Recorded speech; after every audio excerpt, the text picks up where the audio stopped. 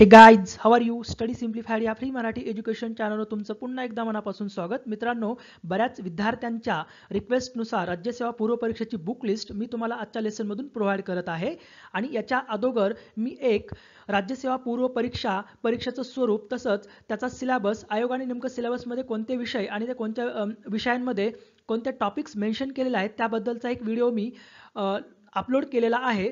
जर तो व्हिडिओ तुम्ही पाहिला नसेल तर प्लीज तो एकदा पाहून घ्याल आणि नंतर ही बुक लिस्टचा व्हिडिओ पाहून घ्या. सो या राज्यसेवा पूर्व परीक्षेसाठी जी बुक लिस्ट प्रोव्हाइड केलेली आहे त्या बुक लिस्टसाठी ज्यांनी आपल्याला मदत केली ते म्हणजे सतीश चौधरी, चीफ ऑफिसर नगर परिषद, तसेच doctor Sonali Kaldhone, ASO assistant section officer, आणि सागर भस्मे, डायरेक्टर विदर्भ IAS अमरावती यांचे आपण मनापासून आभारी आहोत.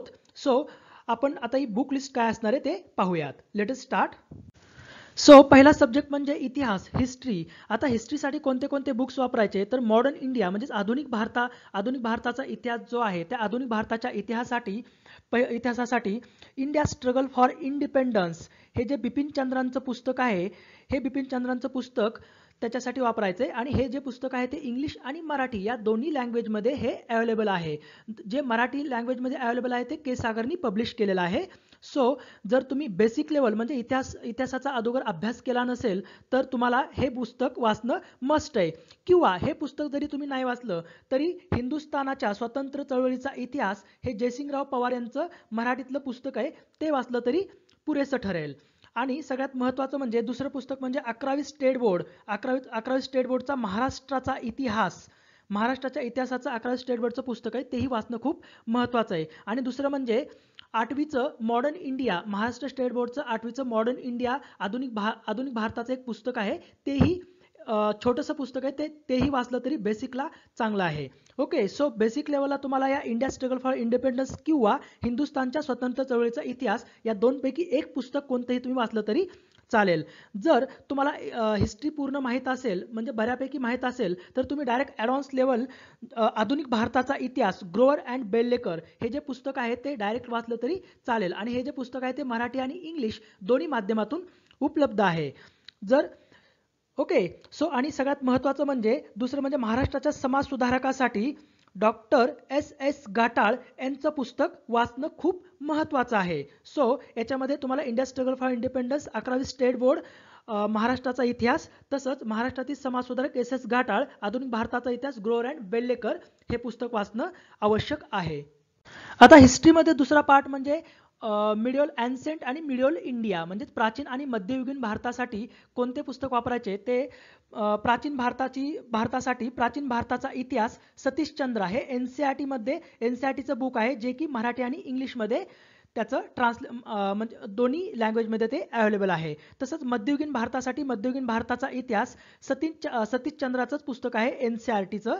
तर NCERT हेही पुस्तक मराठी आणि इंग्लिशमधून दोन्ही लँग्वेजमधून उपलब्ध आहे. सो तुम्ही हे दोन पुस्तक फक्त प्राचीन भारतासाठी NCERT आणि मध्ययुगीन भारतासाठी NCERT हे दोन पुस्तक जरी वापरले तरी चालेल. आणि जे मुलं इंग्लिशमध्ये अभ्यास करतात त्यांच्यासाठी ही NCERT इंग्लिशमध्येही उपलब्ध आहे.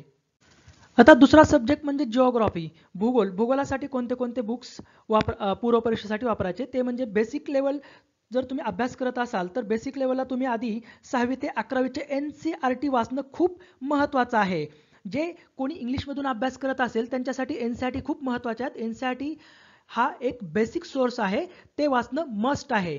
किंवा जर NCERT कुणाला समजलं नाही, NCERT इंग्लिश आणि हिंदी दोन्ही माध्यमातून उपलब्ध, दोन्ही मीडियममधून उपलब्ध आहेत.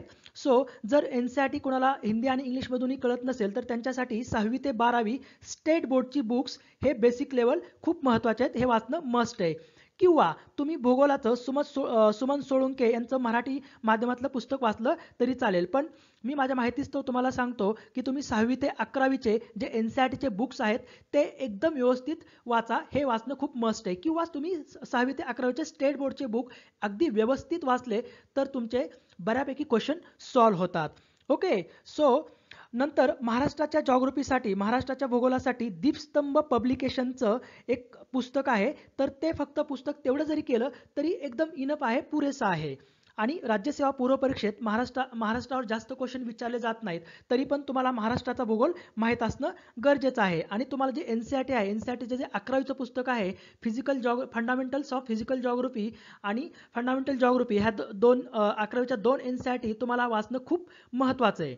सो ॲडव्हान्स लेवलला जर तुम्ही अभ्यास करत असाल जॉग्राफीचा, तर त्यासाठी एक बुक आहे जे की certificate physical and human geography by JC Leong, हे बुक इंग्लिशमध्ये अवेलेबल आहे. सो हे बुक वाचणंही महत्त्वाचं आहे जर तुम्ही ॲडव्हान्स लेवलला अभ्यास करत असाल तर. नसाल तर तुम्ही 6वी ते 11वी NCERT किंवा स्टेट बोर्ड आणि महाराष्ट्राचा भूगोल दीपस्तंभ प्रकाशन एवढं वाचलं तरी पुरेसं आहे. आणि ॲटलास, भूगोलासाठी एक ॲटलास वापरायचा असतो, म्हणजे तुम्हाला नकाशाचं वाचन करण्यासाठी ॲटलासची गरज असते. तर ॲटलाससाठी तुम्ही स्टडी टुडे पब्लिकेशनचा ॲटलास आहे, तो ॲटलास तुम्ही या एक्झामसाठी वापरू शकता. तिसरा पूर्व परीक्षेचा सब्जेक्ट म्हणजे राज्यशास्त्र, इंडियन पॉलिटी. इंडियन पॉलिटीसाठी एकच महत्त्वाचं पुस्तक आहे, ते म्हणजे इंडियन पॉलिटी बाय लक्ष्मीकांत. लक्ष्मीकांतचं जे पुस्तक आहे ते इंग्लिश आणि मराठीमध्ये दोन्ही मीडियममध्ये उपलब्ध आहे. सध्या मराठी मीडियमचं जे इंडियन पॉलिटीचं लक्ष्मीकांतचं बुक आहे ते सध्या के सागरनी पब्लिश केलेलं आहे. ओके, सो हे पुस्तक खूप बेसिक आहे आणि या पुस्तकाच्या बाहेर कुठलेही क्वेश्चन्स जात नाहीत. किंवा जर तुम्हाला दुसरं पुस्तक वाचायचं असेल तर तुम्ही भारतीय राज्यघटना व प्रशासन, रंजन कोळंबे यांचे पुस्तक वाचू शकता. किंवा तुम्ही तुकाराम जाधव सरांचं जो पार्ट 1 आहे तोही इंडियन पॉलिटीचा वाचू शकता. पण तुम्हाला मी रिकमेंड करेल की इंडियन पॉलिटी लक्ष्मीकांत तुम्ही एवढं जरी वाचलं तरी तुम्हाला इनफ आहे. आणि पंचायत राजसाठी किशोर लवटे सरांचं हे बुक आहे जे की ज्ञानदीप पब्लिकेशनचं आहे, ते तुम्ही त्याच्यासाठी यूज करू शकता. चौथा सब्जेक्ट म्हणजे अर्थशास्त्र, इंडियन इकॉनॉमी. इंडियन इकॉनॉमीसाठी जे बेसिक इकॉनॉमिक्स आहे ते बेसिक इकॉनॉमिक्ससाठी किरण देसले सरांचं पहिला पार्ट, जो पार्ट 1 पुस्तक आहे ते दीपस्तंभ पब्लिकेशनचं आहे किरण देसले सरांचं, ते वाचणं खूप महत्त्वाचं आहे. किंवा त्याला पर्याय म्हणून भारतीय अर्थव्यवस्था, रंजन कोळंबे सरांचंही पुस्तक आहे. किंवा हे दोन्ही पुस्तकं वाचले तर खूपच चांगलं आहे. किंवा यातलं कुठलंही एक पुस्तक तुम्ही यूज केलं तरी ते इनफ आहे. नंतर तुम्हाला डेव्हलपमेंटसाठी किरण देसले सरांचं दीपस्तंभ पब्लिकेशनचं पुस्तक यूज करायचं आहे. ओके, म्हणजे डेव्हलपमेंटल इकॉनॉमी जे आहे ते इकॉनॉमिक्सचे दोन्ही पुस्तकं किरण देसले सरांचे पार्ट 1 आणि पार्ट 2 हे पूर्ण तुम्हाला या पूर्व परीक्षेसाठी फार उपयुक्त आहेत, ते तुम्हाला यूज करायचे आहेत. पाचवा सब्जेक्ट म्हणजे पर्यावरण, म्हणजेच environment, ecology and biodiversity. Okay, so याच्यासाठी तुम्हाला पर्यावरणासाठी तुषार घोरपडे सरांचं युनिक अकॅडमी पब्लिकेशनचं पुस्तक आहे, ते मराठीमध्ये उपलब्ध आहे. तेवढं जरी तुम्ही केलं तरी ते पुरेसं आहे. आणि दुसरं म्हणजे याला पर्याय म्हणजे दुसरा पर्यावरण, रंजन कोळंबे सरांचंही पुस्तक आहे पर्यावरणाचं, तर तेही पुस्तक तुम्ही वाचलं तरी चालेल. या दोन्हीपैकी एक पुस्तक कुठलंही तुम्ही रेफर केलं तरी ते राज्यसेवा पूर्व परीक्षेसाठी इनफ आहे. आणि याच्यासाठी तुम्हाला जे करंट अफेअर्स आहे ते करंट अफेअर्सचाही तुम्हाला याच्यामध्ये अभ्यास करायचा आहे. ओके, सहावा सब्जेक्ट म्हणजे सामान्य विज्ञान, म्हणजे जनरल सायन्स. हा राज्यसेवा पूर्व परीक्षेमधला सगळ्यात महत्त्वाचा सब्जेक्ट, कारण याच्यावर सगळ्यात जास्त क्वेश्चन ह्या पूर्व परीक्षेमध्ये विचारले जातात. तर त्याच्यासाठी कोणते रेफरन्स आहेत, तर 8वी ते 10वी NCERTचे बुक्स जे की हिंदी आणि इंग्लिशमध्ये अवेलेबल आहेत. किंवा ज्यांना NCERT जर व्यवस्थित समजत नसेल हिंदी आणि इंग्लिशमधून, त्यांच्यासाठी 6वी ते 10वीचे महाराष्ट्र स्टेट बोर्डचे जे बुक्स आहेत तेही खूप महत्त्वाचे आहेत. तुम्ही NCERT जरी नाही वाचलं तरी तुम्ही ते 6वी ते 10वी महाराष्ट्र स्टेट बोर्डचे बुक तुम्हाला वाचणं मस्ट आहे. नंतर दुसरं म्हणजे विज्ञान आणि तंत्रज्ञान विकास, रंजन कोळंबे सरांचं. याच्यामध्ये आपल्याला जनरल सायन्स शेवटी पार्ट आहे, बायोलॉजी, केमिस्ट्री, फिजिक्स हा पार्ट तुम्हाला त्यांचाही त्याच्यामधून रट्टा मारायचा आहे. तसंच सामान्य विज्ञानासाठी डॉक्टर सचिन भस्के सरांचं पुस्तक आहे जे की ज्ञानदीप पब्लिकेशनचं आहे, तेही तुम्हाला खूप उपयुक्त पडेल. ओके, सो ॲडव्हान्स लेवलला जर तुम्ही अभ्यास करत असाल तर तुम्ही 11वी आणि 12वीचं बायोलॉजीचं जे NCERT आहे ते वाचलं तर खूपच चांगलं आहे. पण तुम्ही वरचे हे जे पुस्तक दिलेत 1, 2 आणि 3 एवढं जरी तुम्ही वाचलं, पण तुम्हाला ते व्यवस्थित वाचून त्याच्यावर रट्टा मारायचं काम करायचं आहे. ते तेवढं राज्यसेवा पूर्व परीक्षेसाठी इनफ आहे. आता पुढचा सब्जेक्ट म्हणजे सगळ्यात महत्त्वाचा या राज्यसेवा पूर्व परीक्षेसाठी चालू घडामोडी, करंट अफेअर्स. करंट अफेअर्ससाठी नेमकं काय करायचं, तर करंट अफेअर्ससाठी तुम्ही कोणताही एक न्यूजपेपर दररोज वाचणं खूप महत्त्वाचं आहे. तुम्ही राज्यसेवा पूर्व परीक्षेसाठी लोकसत्ता किंवा महाराष्ट्र टाइम्स यापैकी कोणताही एक न्यूजपेपर डेली तुम्ही त्याचं रीडिंग करणं आवश्यक आहे, आणि तेही एक्झामच्या दृष्टिकोनातून. ओके, सो याच्यामध्ये तुम्ही दोन्हीही पेपर वाचले तर खूपच चांगलं आहे. नंतर तुम्हाला नंतर मासिक ही याच्यासाठी रेफर करायचं आहे. तर मासिक पृथ्वी परिक्रमा हे जे मासिक आहे ते पृथ्वी परिक्रमा दर महिन्याचं मासिक हे तुम्हाला दर महिन्याला त्याचा अभ्यास करायचा आहे. तसंच तुम्हाला त्रैमासिक सकाळ पब्लिकेशनचं त्रैमासिक येतं, ते त्रैमासिक वाचलं तरी तुम्ही खूप ते महत्त्वाचं आहे. सो तरी तुम्हाला ते महत्त्वाचं ठरू शकतं. म्हणजे तुम्ही पृथ्वी परिक्रमा किंवा सकाळ पब्लिकेशनचं जे त्रैमासिक आहे तेवढं जरी वाचलं तरी इनफ आहे. आणि सगळ्यात महत्त्वाचं म्हणजे तुम्हाला करंट अफेअर्सचे क्वेश्चन सॉल्व्ह करण्यासाठी gktoday.com ही जी साईट आहे, जीके टुडेवरचे जे क्वेश्चन्स असतात करंट अफेअर्सचे डेली करंट अफेअर्स क्वेश्चन्स, तर ते सॉल्व्ह करणंही याच्यासाठी महत्त्वाचं ठरतं.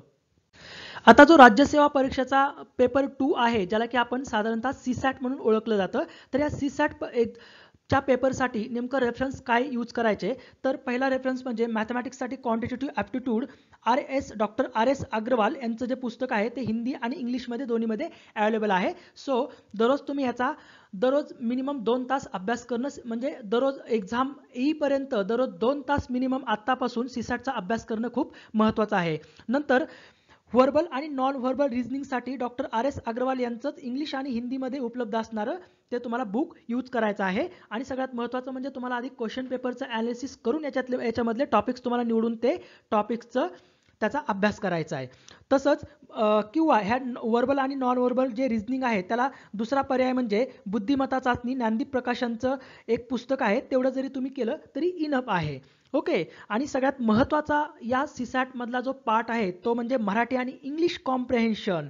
ह्या मराठी आणि इंग्लिश कॉम्प्रेहेन्शनसाठी डॉक्टर अजित थोरबोले यांचं ज्ञानदीप प्रकाशनचं जे बुक आहे ते खूप महत्त्वाचं आहे. तर त्याच्यामधून तुम्हाला सगळं मराठी आणि इंग्लिश कॉम्प्रेहेन्शन सगळं तुमचं कव्हर होईल, त्याच्यामधून तुम्हाला त्याचा अभ्यास करायचा आहे. आणि दुसरं महत्त्वाचं म्हणजे मराठी आणि इंग्लिश कॉम्प्रेहेन्शनसाठी तुम्ही जे डेली न्यूजपेपर वाचता, ते डेली न्यूजपेपर वाचत असताना त्यातले आर्टिकल वाचत असताना ते आर्टिकल व्यवस्थित वाचून त्याचा 1/3 तुम्हाला त्याच्यामधून त्याचा पाठ काढता आला पाहिजे. म्हणजे 1/3 भाग जो आपण काढतो नंतर त्याचं जे ही कन्क्लुजन असतं ते कन्क्लुजन तुम्हाला काढता आलं पाहिजे. तसंच लोकसत्तामध्ये दर शनिवारी एक आर्टिकल असतं जे की इटालिक फॉन्टमध्ये असतं. ते इटालिक फॉन्टमधलं डॉक्टर गिरीश कुबेरांचं ते आर्टिकल असतं, तर ते आर्टिकल वाचणं सीसॅटसाठी खूप महत्त्वाचं आहे.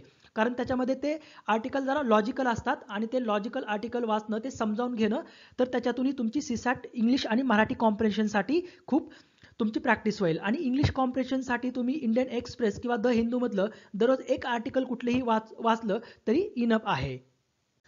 आता मित्रांनो, ही जी राज्यसेवा पूर्व परीक्षा आहे त्या पूर्व परीक्षेसाठी तुम्हाला एक्स्ट्रा आणखी काय करायचं आहे, तर सगळ्यात महत्त्वाचं म्हणजे टेस्ट सिरीज खूप महत्त्वाचे आहे. तुमचा अभ्यास झाला की नाही हे चेक करण्यासाठी तुम्हाला टेस्ट सिरीज लावणं खूप महत्त्वाचं आहे.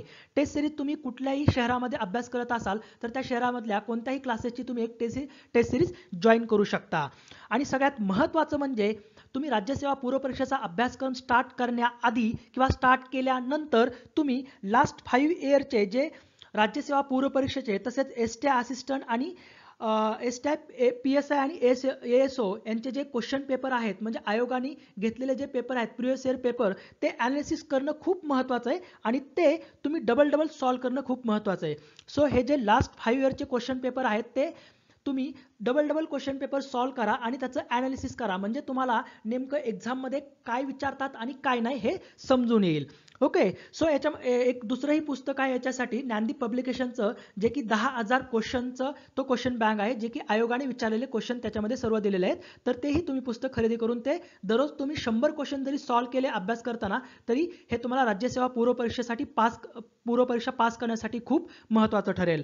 तसंच गव्हर्नमेंट स्कीमसाठी तुम्हाला मार्केटमध्ये मॅगझिन्स मिळतीलच, पण तुम्ही याच्यासाठी वेगवेगळ्या साईट्सचा पण यूज करू शकता किंवा वेगवेगळ्या मिनिस्ट्रीच्या साईट्सचा पण यूज करू शकता, कारण गव्हर्नमेंट स्कीम ही राज्यसेवा पूर्व परीक्षेच्या आणि मुख्य परीक्षा दृष्टिकोनातून खूप महत्त्वाच्या आहेत. तसेच क्वेश्चन बँक सगळ्या सब्जेक्टचे जेवढे सब्जेक्ट आहेत राज्यसेवा पूर्व परीक्षेसाठी, history, geography, polity, economics, science, याच्यासाठी जे क्वेश्चन मार्केटमध्ये जे क्वेश्चन बँक आहेत, म्हणजे जसं ज्ञानदीप पब्लिकेशन, दीपस्तंभ पब्लिकेशन, युनिक अकॅडमी पब्लिकेशन्स यांचे जे रंजन कोळंबे सरांचे भगीरथ क्लासेसचे जे क्वेश्चन पेपर बँक्स आहेत, ते तुम्ही प्रत्येक सब्जेक्टचा कुठलाही एक क्वेश्चन बँक खरेदी करून तो तुम्ही त्याच्यातून अभ्यास करत असताना दररोज क्वेश्चन सॉल्व्ह करणं खूप महत्त्वाचं आहे. ओके. सो या गोष्टी करणं मस्ट आहेत. तर मित्रांनो, ही जी बुक लिस्ट मी तुम्हाला दिलेली आहे ती पूर्ण बुक लिस्ट राज्यसेवा पूर्व परीक्षेसाठी एकदम गरजेचे आहे. ते वाचणं तुमचं मिनिमम त्या बुक लिस्टची त्याच्यामध्ये जे बुक मेन्शन केलेले आहेत त्याची तुमची प्रत्येकाची मिनिमम राज्यसेवा पूर्व परीक्षेपर्यंत मिनिमम 4 वेळेस तरी तुमची रीडिंग झाली पाहिजे. ओके. सो जर तुम्ही स्टडी सिम्प्लिफाईड या चॅनलला सबस्क्राईब केलं नसेल तर तुम्ही जो व्हिडिओ आहे त्या व्हिडिओच्या खाली सबस्क्राईब बटन दिलेलं असतं, त्या सबस्क्राईब बटनाला क्लिक करा आणि नवीन व्हिडिओचे नोटिफिकेशन्स तुमच्या टास्कबारवरती मोबाईल किंवा डेस्कटॉपच्या टास्कबारवरती तुम्हाला नवीन व्हिडिओ अपलोड केल्यानंतर तुम्हाला ते हवे असतील तर तुम्ही त्या सबस्क्राईबच्या शेजारी एक अशी बेल दिलेली असते, त्या बेलवर क्लिक करून ठेवा जेणेकरून तुम्हाला नवीन व्हिडिओचे नोटिफिकेशन्स तुमच्या मोबाईलवरती येतील. आणि हा जो व्हिडिओ आहे तो जास्तीत जास्त ग्रामीण भागातल्या विद्यार्थ्यांपर्यंत तसेच तुमच्या मित्र आणि मैत्रिणींपर्यंत शेअर करण्याचा प्रयत्न करा. Okay. So thank you for watching this lesson. Have a good day.